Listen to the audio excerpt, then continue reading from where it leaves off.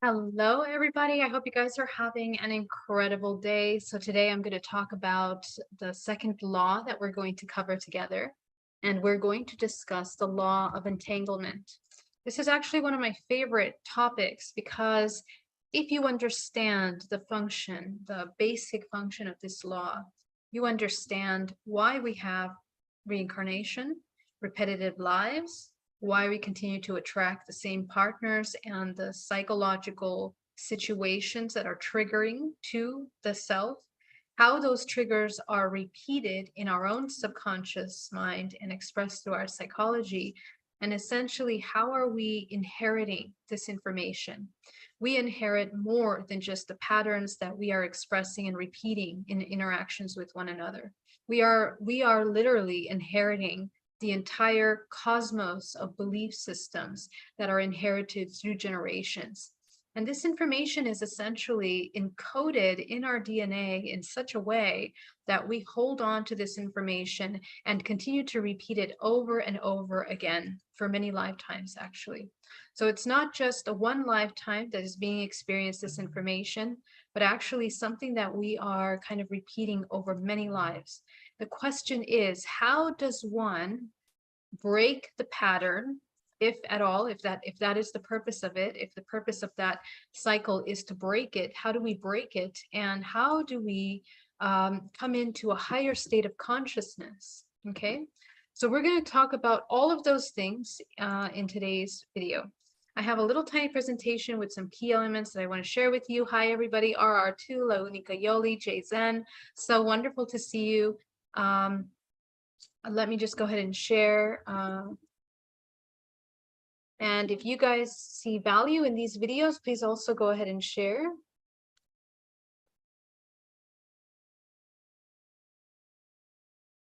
All right. Love you too. Love you, Lonika Yoli. Thank you so much. You're so awesome. Thank you for sharing. All right, my love. So let's get started before we delay. So let's talk about the law of entanglement. How does this work? Let's talk about the mechanics of it first, and then we're going to go deep into, as I mentioned, we're going to talk about the physical, emotional, subconscious, and the psychological effects of these laws and how to integrate them into our experience.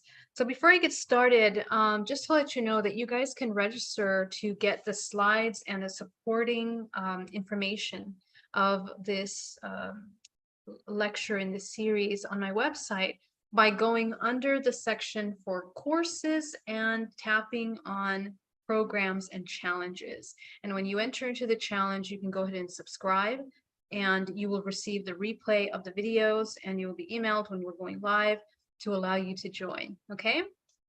All right, so, or you can just simply subscribe to my YouTube channel and you will be notified here. Okay, so let's talk about entanglement. So first of all, let's talk about what is entanglement and how does this work. Now, the basis of this entanglement is talking about the quantum concept of what we are. Essentially, we are these quantum organisms within the quantum field. But in order to understand that, we have to understand what is the language that is utilized in this quantum field in order to identify how these particles are moving, okay?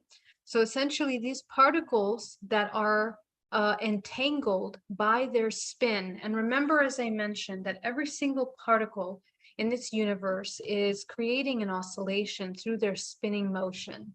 And that spinning motion is something that we see in the design of this entire universe, micro and macro. Okay, so that spin that is occurring at the cellular level in our physical bodies creates a vibrational frequency. Now here, what happens with this vibrational frequency is that these energies that are complementary to each other, one that is going up in this example and another one that is spiraling down, and vice versa. That complementary movement of that particle is essentially what creates the resonance frequency that brings them into alignment to begin with. So this law of entanglement actually doesn't work unless there is a resonant frequency that brings them together. And that's very important. We talked about the law of three yesterday, how two forces unite. And essentially, this frequency is the third that essentially brings that life force of these two dualistic energies together. So again, this is a complementary to what we were talking about yesterday. We are literally these particles that are coming together with one another through these laws of resonance. Okay, so what happens then? So let's understand the law of entanglement. What happens when these two resonant particles come together, oscillating together, is that as they are separated, what happens is that none of them completely disconnect from one another. The observation is that one particle instantaneously reveals the state of the other. Okay, so essentially they mirror each other. And it doesn't matter how far apart they are, these particles are essentially interconnected. This is discussing the concept of that interconnectedness. But before I get to this, so you can understand this resonance mechanics, I want you to understand basic, very important aspects of this quantum particles, okay? They are correlated with one another, essentially, and that means that they are interconnected. They are also, this function also functions more strongly in organisms, in the organic, okay? Anything that is an expression of this genetic database, the blueprint of creation coming into its form, is designed by this law of resonance that brings the form into its creation. So my body, your body, all of the humans in this human experience are essentially tied and created, designed by this resonant law. Now, something extremely important is that they keep the memory of the other. Okay, so in quantum entanglement, memory is kept within the particles of each other. And as they go around interconnecting through resonant energy, they continue to maintain that memory. So let's take this into a better explanation. Let's talk about the human. If the human was the human being its own individual organism, also is a storage system of massive amounts of information, of memory information. And we store memory and information. For those of you that were here in my lives in the past couple of weeks when I talked about how we store memory in the body, essentially it is within this quantum particle field of our body, holographic system, because the oscillation of these quantum particles are creating an oscillation, and the system that stores the data in the oscillation system is through quantum non-locality, creating a network of information that is holographic. This holographic network of information is what stores this information in tiny, tiny, tiny little bits inside of our DNA, which essentially is a liquid form in the organic, but also becomes crystallized at different levels. Okay, so we hold the memory of this information, and in the organic world, our organic expression, the way that we propagate or create more life in this universe, in this system, is essentially we inherit the information through the mitochondria. Okay, so the mitochondria is everything that the mother is storing and passing down in the function of a photocopy of all of the information of the before is passed down through that mitochondria. Okay, so the mitochondria is how we were able to trace back our ancestors, okay, back to the origin of time. The mitochondria is also how we store core traits, genetic traits, strong traits, and mutations in the DNA that are passed down through the generations. This is incredibly important because the genetic information that is passed down through the generations, remember, all of that epigenetically is what we are writing and storing in the body through our everyday choices. So the way that we handle stress, the way that we hold on to information, the way that we interact with trauma in our lives, all of that is being programmed at the cellular level, nervous system, muscle system. Mainly, it's the nervous system that stores this information, that creates chemical memories that are inserted in the DNA. Okay, we talked about this, I think 2 days ago or a week ago in our live, when we talked about the crystallization of chemicals that are essentially the storage of memory data. Okay, memory data is chemical signatures that are put into the DNA. So trauma, chemical signature.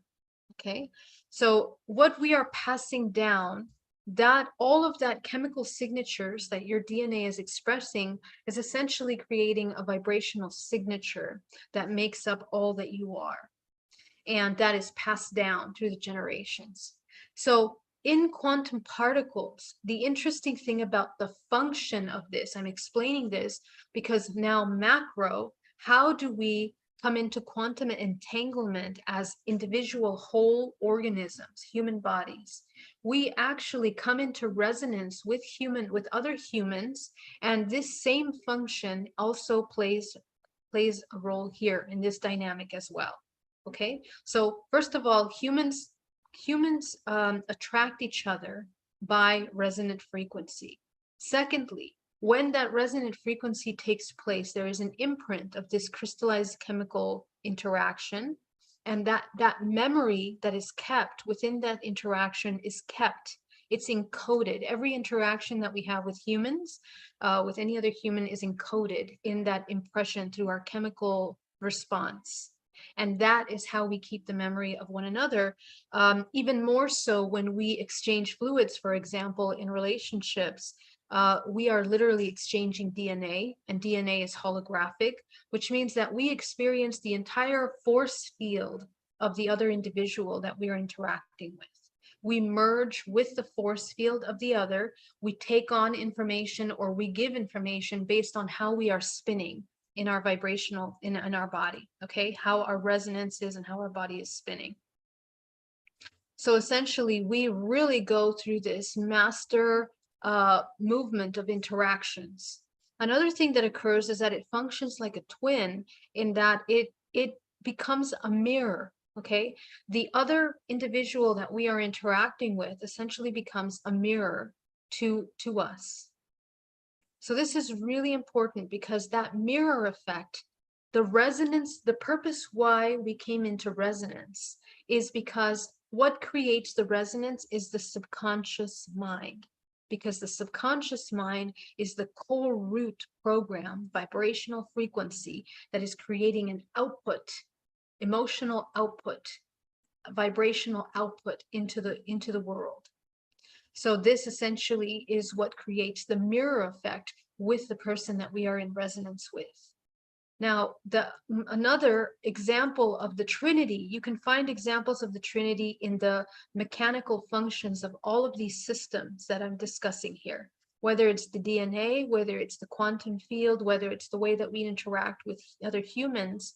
The origin is the same for all of them. And that's one of the laws of these quantum particles, that the origin is the same. Okay, so the way that these systems function through resonance, this is really, really important. How do things come into sync is by resonance. So when two figures are oscillating at the same vibrational frequency, we are essentially coming into this resonant energy. Now, let me see if I can find this video that is really, really helpful to help us understand resonance. Okay, let me see if I can find it. I hope I can find it. It's a really cool video that I just saw the other day. Okay, here it is. This guy. That one? Yeah.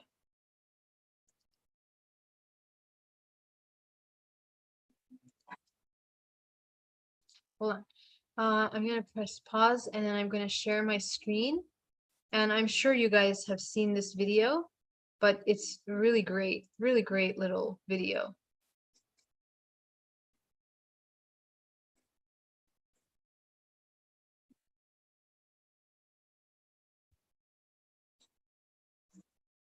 Okay, so when he hits the frequency hertz that's not in alignment, this does not respond. It doesn't react. When he hits the frequency that is matching, it begins to move. Okay, so this is how that vibrational resonance essentially is functioning.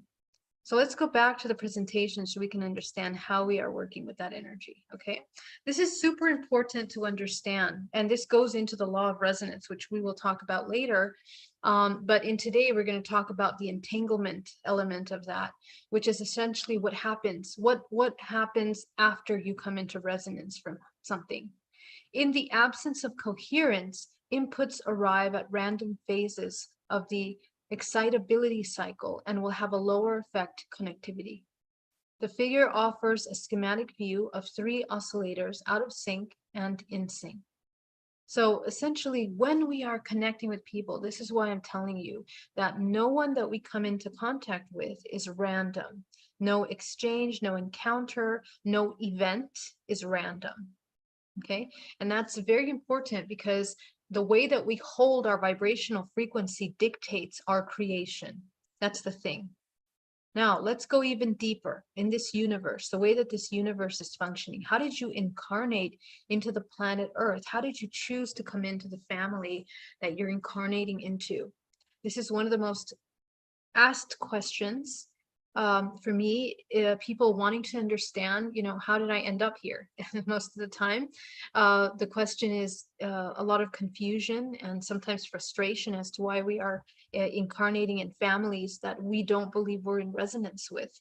But in reality, not only are we in resonance with them, but of course we have them in our DNA construct, and we are in their DNA construct. When we incarnate into the physical, we are infinite potential, and infinite potential becomes fractalized through the dimensional layers, and we exist in all those dimensional layers simultaneously. Okay, so this is what your entire organism looks like. If you were to look at yourself in at least 22 dimensional layers, this is what you would look like. You don't look like just, Geraldine, the physical body. You look like this. And and these expressions of this fractalization process is beyond time and space. It's not limited by time and space or the construct that man creates in order to measure time. These are, in essence, a fractal of what our universe looks like. And we know that because we understand the fractal law of expression of this universe, that it is sphere within sphere, these fractals of self-similar patterns that exist infinitely. Okay, so we are the same. We are the self-similar pattern of the universe. You look like a universe. You are literally a cosmos here, and the way that information is essentially stored in this body is that in these spheres of information around you are those that we believe and we perceive in the physical realm as separate, but they're not. They are mirrors of ourselves, extensions of ourselves. Okay, so other humans, all humans, starting with our family. Let's start with the family. So if this is your entire organism, and you exist like this beyond time and space, you are simultaneously Marie Antoinette, the Dalai Lama, Sir Francis Drake, an ET from a 15th dimensional layer. You are all of these archetypal expressions simultaneously, which means that your DNA expressed holographically is holding the archetypal memory of these aspects of yourself, and vice versa. So in other words, Marie Antoinette, the part of her that remembers you or visualizes you through a meditation, through a dream time, or through a past life regression, she is activating her part of DNA that interconnects directly to you, your organism, which is through, if you see this in a microscope, but that's not the way time and space is set up. It's just an example that if you were to zoom into that, what connects those two, it's the vibrational frequency coiled in a spiral form like a vortex through her field that interconnects her to all of the points of all the expressions that she actually is. So this is an entanglement. This is an expression of entanglement of this individual human here at the center, okay? So this human is entangled with all of these fractalized aspects of themselves. The memory of all of these fractalized aspects of themselves is encoded in the blueprint of the DNA. The DNA transcends all dimensional layers and can be read through all dimensional layers. The more different dimensional layers have different laws of disconnect or loss of memory. Okay, the more that we go into the 0 point, the organism begins to remember and recognize all of these fractals that make up who he is. And essentially what we find out, so this is this organism, this can be Tony over here. If you were to, you know, create copies of this structure, you know, you have Tony here, you have Annie here, you have Melissa here. All three of these systems interconnect into one organism. So essentially what we end up looking like, we are constructing something that looks like a morphogenetic field. We are spheres within spheres of information. Again, self-similar patterns of the whole that essentially creates this entire field of information. And how the morphogenetic field functions essentially, that it's the instruction manual of how your form comes to its expression. Okay, everything that you are is designed by the need of the entire whole organism. So again, another reminder, there is no event, no situation that is random. Everything is in alignment in some harmonious higher logic and movement in order to experience. And actually, it's not even about logic, because at these levels, we're talking about a harmonious balance that will transcend any kind of human logic. Human logic is way too limited for this way of thinking. But it's important that we understand and try to enter into that thinking, because that is the gateway into the unity consciousness. Okay, unity consciousness is the ability to see yourself and others as the all, and vice versa. And we are learning, just like in the physics of this energy, in the physics of this information, we are learning how to become one again, how to become whole. Okay, so we're learning how to reunite with ourselves and with the universe. So now let's talk about, let's go deeper into the psychology and the physical side effect of this entanglement. How does it look like? What this entanglement laws actually mean is that everything that we are creating in this dimensional layer is an expression of our subconscious mind, okay? And everything that we are in resonance, we can change based on our vibrational frequency.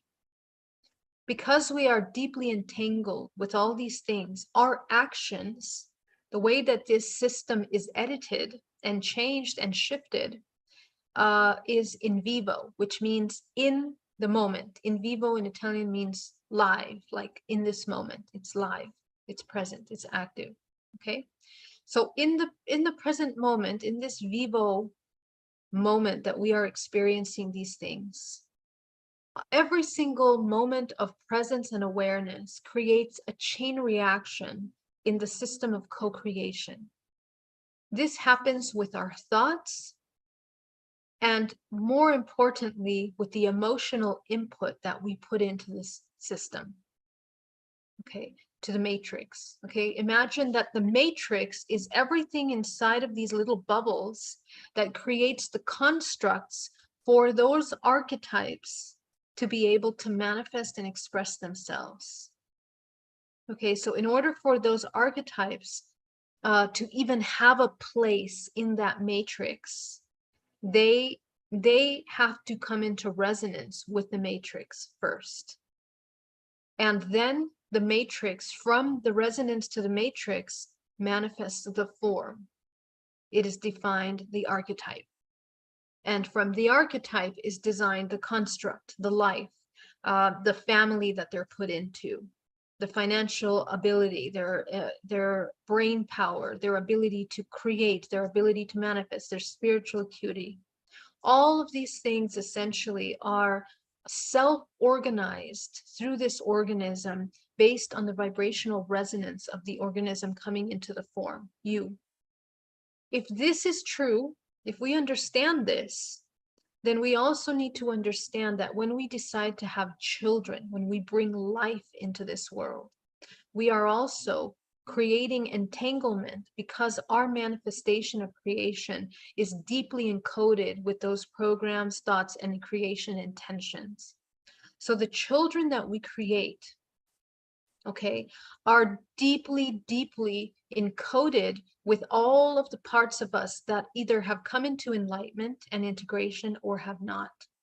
So one of the most powerful ways that we become entangled, because this little tiny baby, this baby essentially is what is holding the thread to your soul. Okay, it's a fractal of your soul. That's what you created when you create life. When you create everything, it has an imprint of your vibrational memory, as we talked about quantum entanglement. When you create a life, it's a fractal of your soul, which means you are deeply connected to it. And essentially, everything that you pass on to the soul that hasn't been refined into its optimum function is carried out and expressed through this organism that you created. This is, again, another example of unity consciousness, how we are one, and how we separate into all of these fractal humans of one another. You and I, you watching this, I don't know who you are, but you and I have a relative just 2,000 years ago. So we are related, okay? We are a family. We are a family. So we come into resonance, you know, you found this video as a result of your vibrational frequency that's in resonance with the information I share. And anytime that I make a change in my own personal spiritual evolution, I create a chain reaction. And the way that the hierarchy of the change, it functions like this. First, my organism changes, then my vibrational frequency.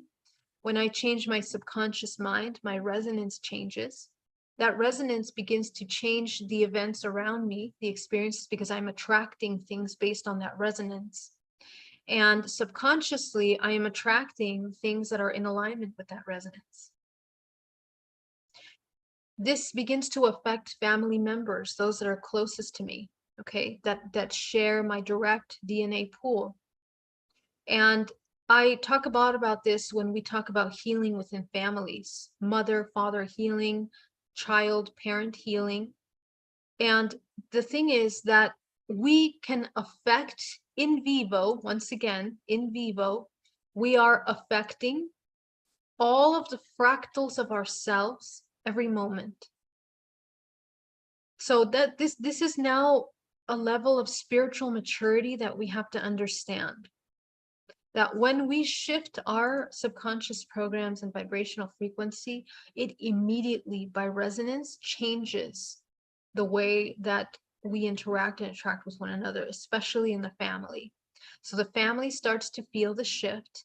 And what happens is that because we are so deeply entangled, they begin to have the same frequency data available to them. This is how we can heal our families and the connected, but it's also how we go into destructive cycles. If we go into self-destructive cycles, our entire family feels that as well. Now let's go even deeper. Let's talk about what happens in the process of life and death. Let's say you live your 100 years of life, you created all these children, you haven't reached enlightenment. So based on the vibrational frequency of your soul at the time of death, based on the process of your death in a vibrational frequency, then you either go into this implosion or you come into this complete unification. Okay. So the idea is that the higher the vibrational frequency that the soul is at the time of death, the more productive the death is, the more conscious and lucid that individual will be able to choose something that is matching their resonance as they begin to navigate these many little beads of potential that they're able to experience. And all the children that are left behind in that dimensional layer are going to continue the experience of that soul in that dimensional layer. This is interesting because then we talk about the connection between ghosts, deceased bodies, and their influence on the children. Sometimes people feel that they have their parents watching over them, looking over them. Well, what's watching over is the archetypal aspect of ourselves that we are in resonance with. Okay, it's in a sense we co-create, dare say, manufacturing these aspects of ourselves in order to allow us to tune in to the holographic DNA that connects us all. And it's for the benefit of the information that this organism is trying to connect to. Okay. So what happens to the children, and the other important thing is that if this individual reaches a high level of enlightenment, through the field, through the quantum field, the child also becomes enlightened. We can bring children into a state of panic and chaos with our emotions. We can also bring them into a state of bliss and peace. Okay, but this connection doesn't end just in the infancy stages of the child. It's the entire life, many lifetimes, because everything that we do in this one lifetime is also defining whether we're going to be locked in resonance with one another. And if the memories that we're creating with one another are traumatic and heavy and dense, it will be difficult for you or the other organism to transcend into another dimensional layer, a higher dimensional layer. So this is where we start to talk about free will. And we'll talk about free will later on in this challenge. But essentially, we are so deeply, deeply interconnected that this is why our coming into conscious awakening is absolutely essential for our evolution. Okay, so that is the entanglement. And it's the same thing with children. It's the same thing with hybrid children. Okay, why do humans wake up consciousness and begin to access the memory of their hybrid children? Because there's work to be done there. Okay, there is an invitation for integration of the child. Super, super important. And we are introduced to the hybrid children in order to imprint, entangle with the child. That's the whole point. The thing is to neutralize the entanglement, and from the neutralization of the entanglement to begin to rise to the highest vibrational frequency in order to help that soul evolve alongside ourselves, because they are a fractal of ourselves. So in the same responsibility with our human children, hybrid children, or any other fractal of yourself that is deeply connected to your gene pool, can be shifted and changed through the field. Interdimensional DNA. When we talk about this information that we are holding on to within the field, we are also talking about the many kind of archetypes of ourselves that we are expressing. These can be what we believe past life, future lives, is all the experiences and data that's within the Akashic records. The Akashic records is the DNA of the earth, okay? The DNA of the earth holds all the memories of every human fractal human organism fractal that we're experiencing. So just like in this picture, wait, no, where's that picture? Okay, just like in this picture, everything that you're seeing here in the inner realm of this field is the human fractals. But you'll notice that the further away I get from it, you begin to see some other kinds of organisms, okay? Like interdimensionals, okay? Why are they interdimensionals? Because the physical expression of these beings are abiding by the laws of the dimension in which they exist in. Okay, so for us, we're an expression of this pentagram, okay, which is essentially, you know, well, this goes deeper into another topic, but essentially everything that makes up the human form is in alignment with the balance of nature. We are an expression of that. The human body, the 2 arms, 2 legs, the head, and you know, the measurements of our physical body are in alignment with nature based on the laws of this planet Earth, okay, and this dimension, okay, because we're participating in this organism. So the further away you get from that, you begin to encounter other other ranges of archetypal expressions. And so these are all kinds of beings that are an expression of these genetic information. Your holographic DNA is, the higher it goes into the higher dimension, the more is a different form, different laws, okay, the way light bends. So we also are looking at understanding and uncovering the information of these dimensional aspects of ourselves. In the ancestral lineage and the integration of our work, we are deeply entangled through chords, literally chords that are threads of data that unite us. And it's the vibrational frequency that brings us together. It is the field of a collective organism that binds us. So chords are very real. They are energetic connections that connect us to one another. What you're doing with your chord is your responsibility to understand, because the emotional input that you put into the chord that connects you and the other person dictates the kind of relationship that you're having and the quality of that relationship, and so on and so forth. Okay. Just the way that we have mycelia networks underneath trees that intercommunicate with each other, know about everything. We have self-similar patterns in nature, in weather, in patterns of animals, migration, you name it. These patterns, these self-similar patterns, are the same things that we are holding within our bodies with one another. That is the concept of chords. To neutralize them, we want to come back to the 0 point, okay? To enter into the 0 point means that we are no longer entangled with these archetypal aspects of ourselves. Why? Because our resonance of our body comes into 0, which means that we become all and nothing simultaneously. And that is essentially how you transcend this limited aspect of ourselves, okay?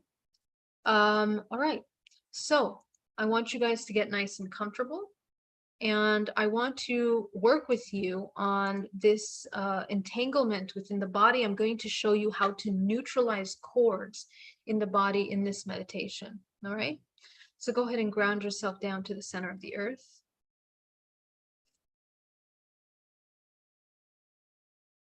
Breathing deeply.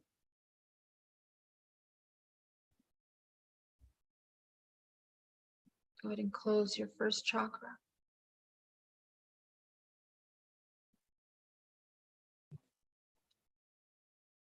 Go ahead and close your second chakra.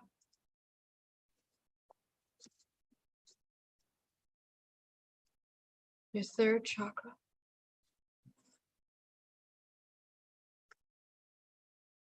Your fourth. Your fifth.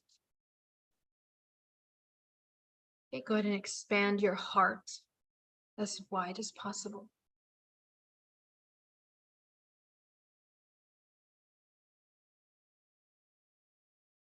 Expanding the throat.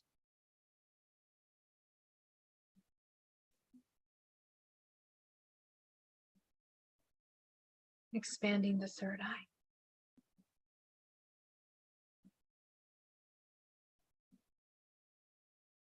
Going to activate the crown and the ninth. So I want you to gently allow yourself to begin to tune in to your field. And I want you to sense in your field who is deeply connected to. Go ahead and tune into your intuition. You are now in reading state because you closed your first three chakras and opened your top. To begin to identify those that are in our space at this time. So go ahead and look around your body, scan around your body, and begin to observe the chords that are connecting to your body at this time.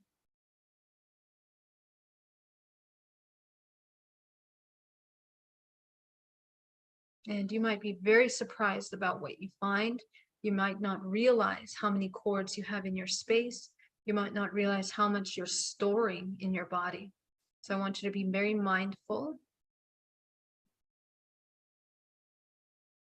And don't be afraid of what you see or pull back. Take a moment to connect with the chord that you find in the body.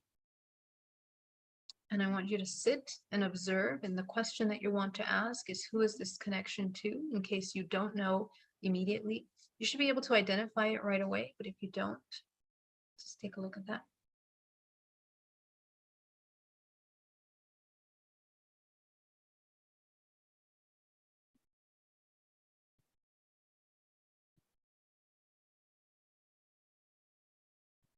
And gently allow yourself to see all the chords connecting to your body, people, places, and things, even other dimensional layers. Begin to observe. The further away the cord from your body, the deeper in the subconscious mind and in the dimension it is as well.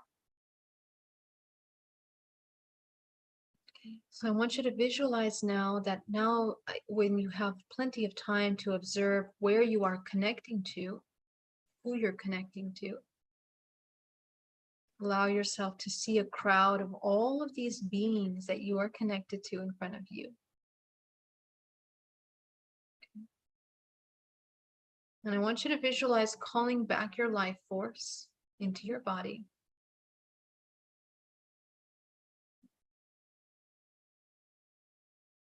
And releasing, letting go. I want you to bring yourself into a state of neutrality. There should be no emotions in your body at this time. There should be no judgments of any kind. You are simply observing the chords. And you are simply calling back your life force into your body.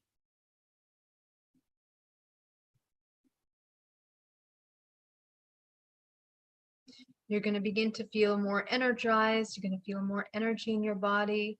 If you were tired, a lot of you will feel restored because you don't realize how much of your life force you're depleting when you are unconsciously connecting to something. Okay? So as you bring that back into your body, breathing deeply.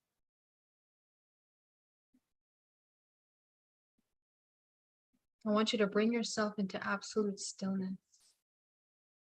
Come back to the 0 point. I want you to begin to bring white source light into the crown of your head, down through the perineum, into the center of the earth.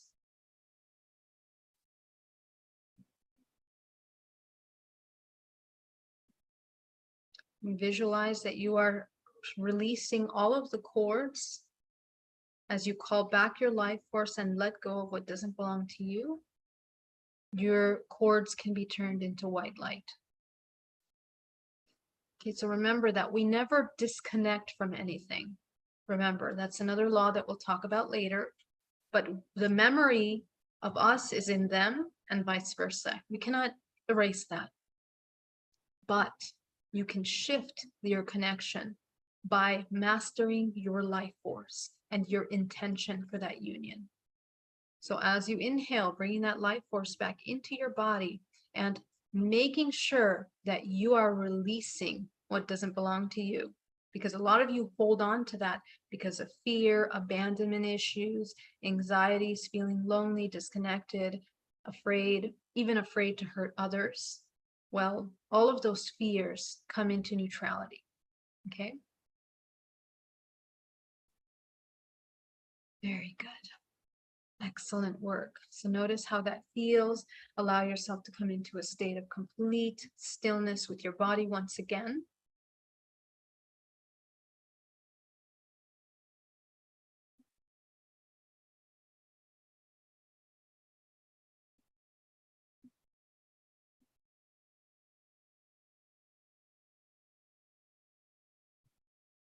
You're going to go ahead and start opening the root chakra, the sacral, the solar.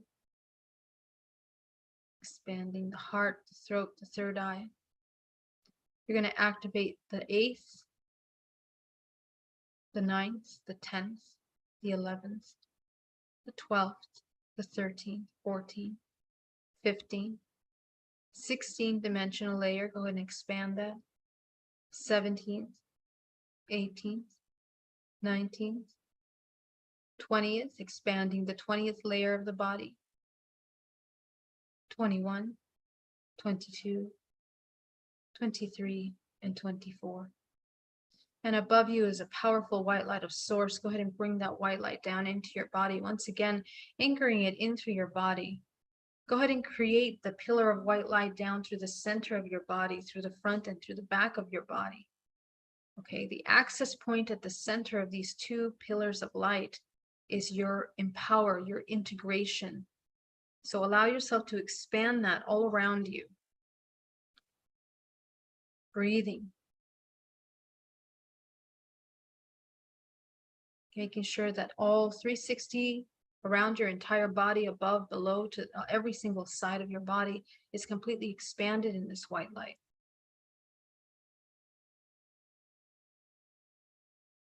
Excellent.